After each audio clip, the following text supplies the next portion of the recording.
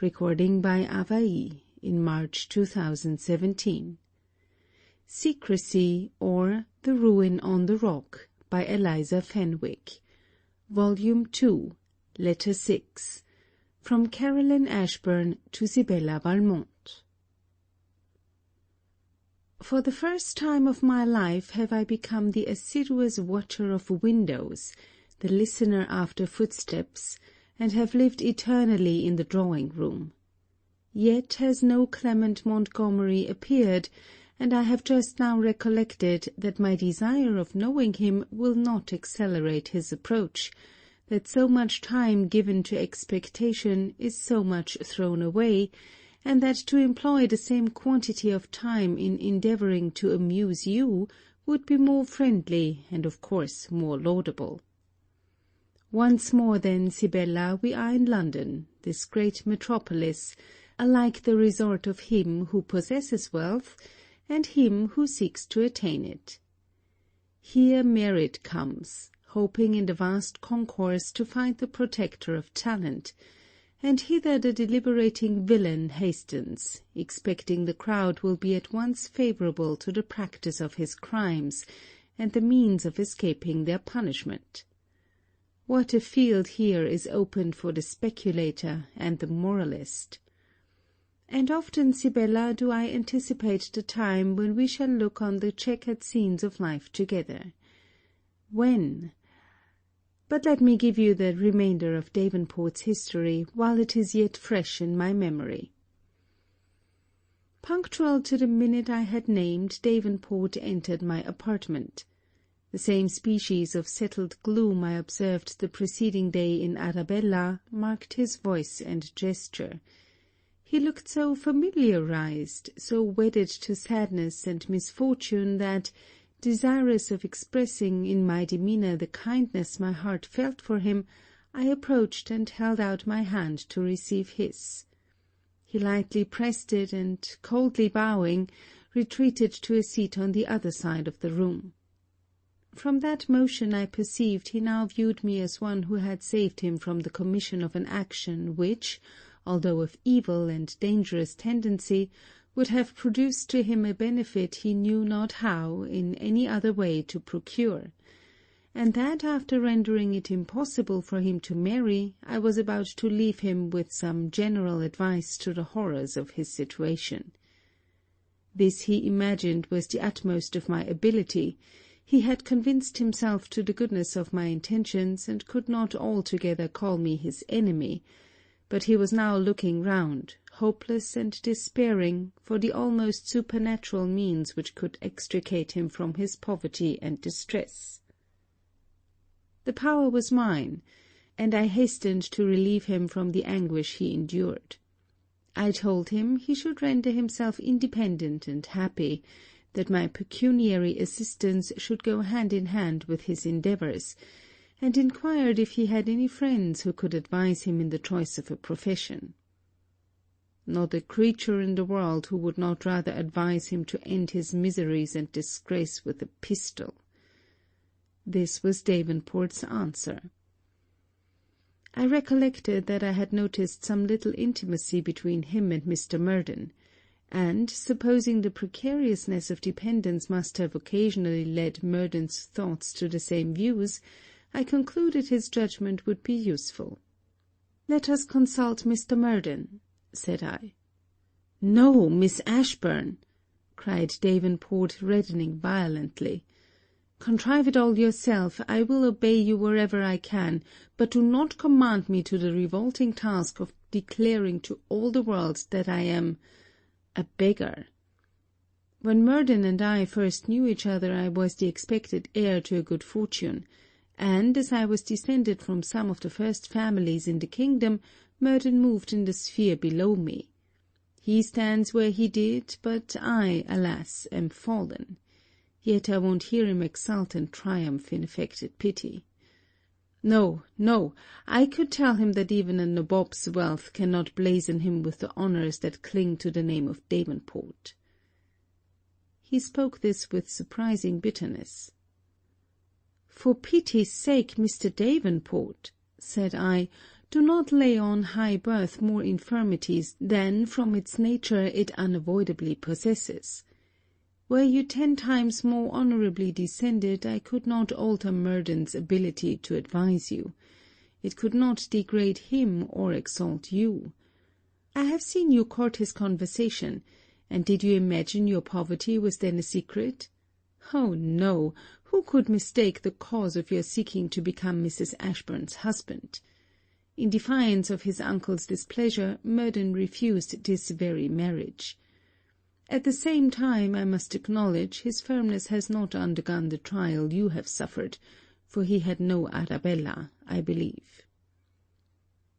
Davenport threw his arms across upon the table by which he sat, laying his head upon them. The attitude prevented me seeing his face, but I thought he wept. A half-suppressed sob rose at intervals. Thus he remained, for unwilling to press too hard on his prejudices, I relinquished the idea of consulting any other person, and sat silently examining plans for his future service. His age, his quickness of apprehension, and his manners, which are pleasing to persons of every station, inclined me to think the study of physic would be very well adapted to his capacity and talents. I made the proposal, named the sum I would give him yearly till he should be qualified to provide for himself, and his gratitude was expressed with the same vehemence which alike attends him on trivial or important occasions. You will perhaps wonder, Sibella, that is, if the value of money is at all known to you, and if its importance ever occupies your thoughts, how I am enabled to make so lavish a use of it. On our first arrival in England, my mother assigned me an annual income proportioned to the splendour of her appearance, and the immense fortune that I am destined to possess when her advantages in it shall be eternally proscribed. That I do not employ this allowance in keeping pace with her elegance, that I do not blaze in jewels and riot in the luxury of dress, displeases my mother, yet she continues me the stated income, flattering herself daily, though daily disappointed, that I will secure my own indulgences by overlooking the errors reason tells me I am to condemn in her. But to return to Davenport. On the subsequent morning I ordered my horse very early, intending to pass an hour with Arabella, when a servant informed me Mr. Davenport and a lady requested to see me. I hurried downstairs to chide Mr. Davenport for suffering Arabella, supposing it must be her, to hazard an increase of her disorder, by coming out while the air was raw and cold, and the morning fog not yet dispelled. I opened the parlour door with the reproof almost ready on my lips, when Davenport, with his eyes glistening, his cheeks glowing, seized my hand and placed it within that of a young lady, who kissed it, and with mingled ardour and pleasure pressed it to her bosom. Surprised, I stepped back, and, looking alternately at her and at Davenport, a strong resemblance anticipated his introduction of a sister. This sister, whom Davenport had forgotten in his misfortunes, was newly married, and had arrived at Bath the preceding evening, with her husband, a merchant of the name of Beville. Davenport had related the scenes he had passed through in those glowing colours whose use is so familiar to him, and the whole family were disposed to think I had rendered them an important service. Accepting Mrs. Beville's invitation to dinner, I was that day introduced also to Mr. Beville and Miss Harriet Davenport. Davenport's feelings are ever alive to extremes. He was now in the bosom of his family. He saw his sister no longer the humble dependent of a proud relation, but the wife of an affectionate, opulent husband, sharing her advantages too with his other sister. Then how could Davenport look at them and remember either what he had been or might yet be?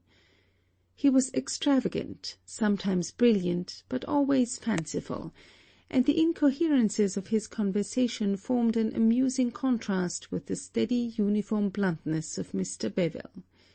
He was even too gay to be grateful, for instead of thanking his brother-in-law for an offer of taking him into immediate partnership, in preference to the plan I had proposed, on terms so liberal as brought tears from his sister's eyes, Davenport began to ridicule and burlesque trade. He was determined for this afternoon at least to enjoy his mirth in defiance of the checks, instigations, and reproaches of the better inmates' sincerity and common sense. Poor fellow! The grimace, the laugh, the jest reign no longer, for Arabella cannot live. Perfectly satisfied with the prospects of her Henry, with his affection for her child, and the present attentions of his family to her, she calmly looks forward to that abode where the wicked cease from troubling, and the weary are at rest, while he suffers 10,000 agonies in anticipating their eternal separation. With Mrs. Beville and Harriet Davenport, the remembrance of Arabella's former transgression now lies dormant. Their former affection revives, gains new strength from the aid of pity, and instigates them to attend the dying Arabella as a sister. But I suspect from accidental hints they are yet infected with the worldly maxim that the guilt of such a sailing remains wholly with the female, from whom in every other instance of life we look for nothing but weakness and defect. Love more perhaps than reason has taught Davenport a better lesson. He would certainly have married Arabella, and Mr. Beville would have supported him in the resolution, knowing it to be now as much his duty as it was before their mutual duty to abstain from the transgression. Thus I have saved Davenport, but not my mother. No, she will assuredly marry to prove to me her power and preeminence. She will pique herself also on choosing a husband as handsome, as engaging as the fugitive Davenport. In the meantime flattery is flattery, and the dose being doubled from a female tongue approaches so near to an equivalent that the immediate necessity of a lover becomes less urgent. The happy Mrs. Ashburn, happy in her acquisitions, has lately gained a companion who can treble the quantity on occasion. In good English language, with the animation of French vivacity and French action, Mademoiselle Laundy deals out her bursts of admiration and ecstasies of rapture from one of the prettiest mouths in the world. Shaping herself, most Proteus-like, to the whim of the moment, my mother sees not that she is young and handsome, and, could a painting be shown to Mrs. Ashburn the exact but silent representation of Mademoiselle Laundy, unless previously instructed to look for the likeness, I am positive she would not recognize one feature of her companion. This young person was born of English parents who were settled in France. Her father, being deprived of an enormous pension by the change of government, chose rather to break his heart than live upon a contracted income, which could only furnish him with the necessaries of life, and such worthless accommodations as are beneath the enjoyment of a courtier. After his decease, a ci-devant duchess brought Mademoiselle Laundy to England to try her fortune, and most opportunely chance threw her in our way at the very same time when my mother was seized with the rage of entertaining a companion. Money was an object with Mademoiselle Laundy, but none to Mrs. Ashburn, and the former knew how to hold off from the bargain till the latter's wishes and expectations were wound up to the highest. The pride also of enabling her companion to outdress half the fashionable young women about town was doubtless an additional motive with Mrs. Ashburn, and the enormous salary demanded was to me the first unfavourable specimen of Mademoiselle Laundy's principle. Nor has the young lady improved on farther acquaintance. Supple as she is, she cannot accommodate the feigned artlessness of her countenance to the examination of my eye.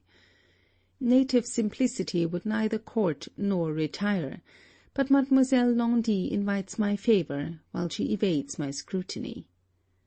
resigning her personal pretensions to charm, and labouring incessantly to acknowledge the already inflated superiority of the people around her, she becomes the universal favourite, and 'tis hard to say whether the dear, unfortunate, amiable Mademoiselle Laundy is more necessary to Mrs. Ashburn or to Mrs. Ashburn's acquaintance. To her establishment here, however, I cannot object, because I should not be understood.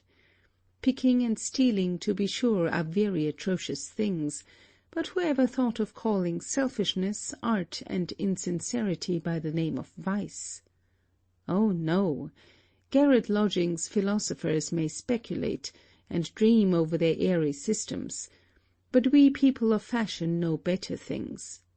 We know self-love and insincerity to be useful and important qualities, the grand cement which binds our intercourse with each other. Born a superior race, we can bid truth and plain honesty depart, and, having dressed falsehood and guile in all the fascination of the senses, can bow down before the idol of our own creation. 'Tis all true, Sibella. Although in rambling about your woods and looking into your own heart, and arranging the matter of your former studies, you may find what ought to be, you cannot discover one trait of what really exists. Sir Thomas Barlow is ill of the gout, and almost pines in his confinement for the society of his nephew, while the whimsical Murden, in defiance of command or entreaty, is capering about the country nobody knows why, nor nobody knows where. Murden! Why cannot I name Murden without feeling a portion of that anxiety which so visibly preys on the happiness and throws a veil of mystery over the actions of that inconsistent young man? Various have been the endeavours I have used to understand the nature of his mind's disease, but he has wrapped an impenetrable fold of secrecy around his heart. At times I imagined that acknowledgment was ready to burst from his lips. Nay, I even imagined at times I had caught some remote allusions that I thought I understood. Yet in attempting to trace them to a source, I lost their original form, and became more and more entangled in the labyrinth of surmise. As Sir Thomas and Lady Barlow regulate all their jaunts and expeditions by hours, and as we have together made one household at Bath, it was natural enough that we should journey together to London. Mr. Murden, of course, was included in the arrangements, and he neither breathed a syllable of doubt or objection to the plan. The evening before we quitted Bath, our party included only 4 or 5 visitors, but had there been 20, I must have directed all my attention towards Murden. The preceding day I had seen him petulant, and the preceding part of that day I had observed him to be more than commonly pensive and absent. He did not appear at dinner, but joined us early in the evening, with smiles and gaiety. So sudden and so singular a change excited my wonder and curiosity.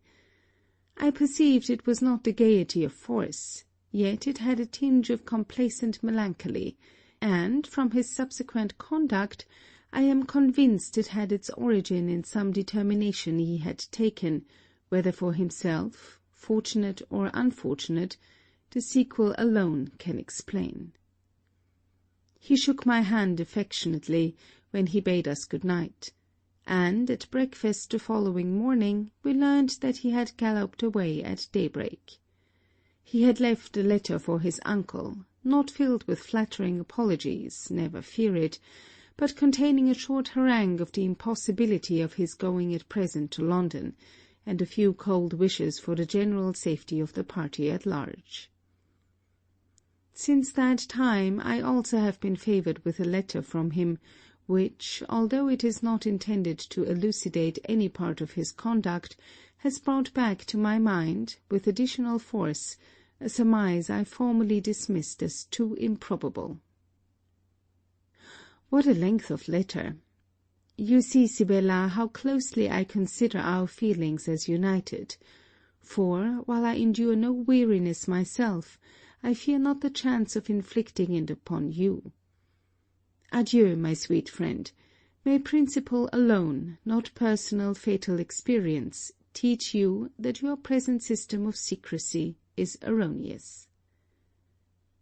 Caroline Ashburn. End of section 24.